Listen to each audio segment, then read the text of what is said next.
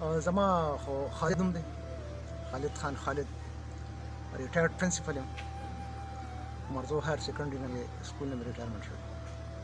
دا زما بچی و او پېښور ماډل کې هغوی په سکالرشپ اخیستی و. دې نه مخکې په نیو اسلامیه کې وه.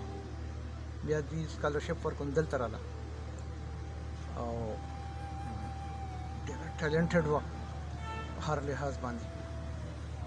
اوس یې چې کوم رزلټ وته د 10 نه په هغې کې پېښور ماډل ټاپ کړو، بورډ ټاپ 10 کې راله.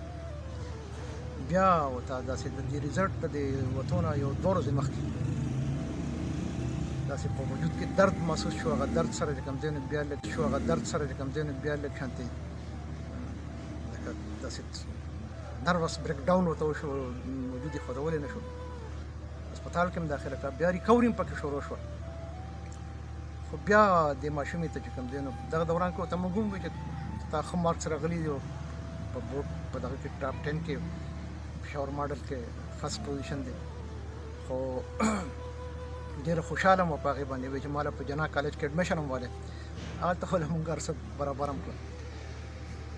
بیا پرون ورته داسې د 3 بجې کې اچانک پورته ما واړو په طرف چې واړولې نو د ساه مسله ورته پیدا شوه. بیا په وینټیلیټر شوه او دغه ته لاړله.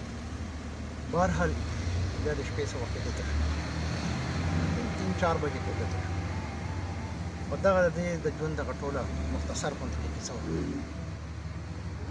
دا دوی د بیمارۍ نوم چې وروسته پته ولګېده چې تشخیص وشو نو ډاکټرانو وویل چې دا ټرانسورس ملایټس دی او په هغې کې سپاینل کارډ کې سویلنګ وشي، انفیکشن پکې وشي. هغې سره بیا چې کوم نرز دې سره تړلي وي ټول وجود سره هغه د یو قسم له بې حسه شي. هسپتال ته لاړو او د کلي خلکو چې کوم دی نو دلته ټول خدمت زما وکړو. د هر قسمه مونږ یې خبر هم نه کړو د څه نه.